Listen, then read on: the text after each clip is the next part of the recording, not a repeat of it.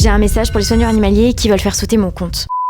Avant d'enquêter dans les zoos, j'ai grandi comme tout le monde avec cette image fabuleuse que les zoos sauveraient les animaux de leur milieu naturel. T'as vu Yuna, l'ours? Que les animaux ils sont heureux, qu'ils sont logés, nourris, stimulés, que s'ils n'étaient pas heureux, ils se laisseraient dépérir. Mais tout ça, malheureusement, n'est qu'un beau mensonge. Parce que pour connaître réellement les zoos, il faut connaître leur histoire. Les premiers zoos modernes naissent dans un contexte colonial où tout ce qui est considéré comme autre ou exotique doit être exhibé pour satisfaire la curiosité du public européen. Au départ, enfermés dans ces lieux, on y voyait des humains. Puis après les avoir exposés comme des attractions, les animaux les ont rejoints pour habiller le décor. Pendant plus d'un siècle, des braconniers ont capturé des animaux dans la nature pour alimenter les zoos et les cirques. Beaucoup de ces captures ont même contribué à l'extinction d'espèces entières uniquement pour pouvoir exposer en captivité un animal rare ou juste pour impressionner le public. Dans les années 70, le public a commencé à critiquer les conditions de vie atroces des animaux en captivité. La législation a limité puis interdit en partie la capture d'animaux sauvages. Alors un nouveau rôle est imposé aux zoos, la conservation des espèces en danger. Comme s'ils tentaient soudain de réparer un passé qu'eux-mêmes avaient contribué à détruire. Les zoos humains finissent eux aussi par disparaître. Le dernier en France ne fermera qu'en 1994 et se renommera Planète Sauvage. Une date choquante quand on sait que le mot racisme a été reconnu juridiquement en 1972. Rappeler cette histoire ne sert pas à faire polémique. C'est indispensable pour comprendre ce que sont réellement les zoos et d'où viennent tous ces animaux. C'est Nénette, la femelle orang-outan à la ménagerie de Paris, qui m'a ouvert les yeux. Quand j'ai appris qu'elle aussi a été enlevée à l'âge de 3 ans pour finir enfermée ici. Elle est arrivée le 16 juin 1972, aujourd'hui ça fait 56 ans qu'elle vit ici. Sans forêt, elle dépérit, même en étant logée, blanchie et nourrie. Après cette rencontre, j'ai moi-même bossé dans un parc animalier, rêvant d'une différence entre zoo et parc animalier. L'écrivain et philosophe Derrick Jensen décrit parfaitement le ressenti que j'ai eu dans son livre Zoo, le cauchemar de la vie en captivité. Il raconte que la mode des parcs animaliers lancée dans les années 1960 a fait illusion à un moment. Plus d'espace, plus de barreaux, plus de cages. Mais l'apparente liberté est un leurre parce qu'un enclos est toujours fermé, quel que soit le périmètre de sa clôture. Jean-Claude Nouet, directeur de la LFDA, dira même: les zoos sont des artifices et il est regrettable que ce théâtre d'illusion ait pour principal public les enfants. Tous profondément attirés et intéressés par les animaux, mais inaptes à une observation critique dont les adultes sont eux-mêmes le plus souvent incapables. J'ai longtemps cru qu'on pouvait apprendre en voyant des animaux sauvages dans ce genre de lieu. Mais soyons honnêtes, un éléphant d'Afrique appartient aux grandes plaines africaines, un ours polaire au froid extrême de l'Arctique. Aujourd'hui, la communication des zoos affirme qu'on y voit presque uniquement des animaux en danger de disparition. Pourtant, en 2019, une étude de l'association Code Animal a montré que sur 898 espèces observées dans plus de 24 zoos français, plus de 67% n'étaient pas menacées selon l'UICN. Après toutes ces révélations, mon objectif était simple: partager au monde ce que je venais d'apprendre. C'est ainsi qu'une Atodito est née. Parce que si j'avais su tout ça avant, je ne serais jamais allée dans un zoo. À tous les soigneurs animaliers qui ont vu mes vidéos comme une menace, sachez que votre métier n'est pas un problème, mais le lieu dans lequel vous travaillez, si. Certains d'entre vous m'ont dit que je finirais par faire disparaître votre métier si je continuais mes vidéos. Mais qui dit la fin de votre métier dira surtout la fin des animaux en captivité. Il est temps que nous, humains, arrêtons d'être égoïstes. Voir des animaux enfermés, que ce soit derrière des barreaux ou des vitres, n'est pas normal. J'attends des zoos que leur réintroduction s'applique réellement, et pas toujours avec les mêmes espèces. Que ce soit le bison d'Europe, le lynx d'Arabie, le cerf du père David ou le cheval de Przewalski, où sont les autres? Où sont tous ceux qui croupissent et se reproduisent sans fin? Parce qu'aimer un animal, ce n'est pas le voir enfermé. Ensemble, nous devons mettre des choses en place pour protéger et améliorer leur habitat naturel, et non enjoliver leur cage.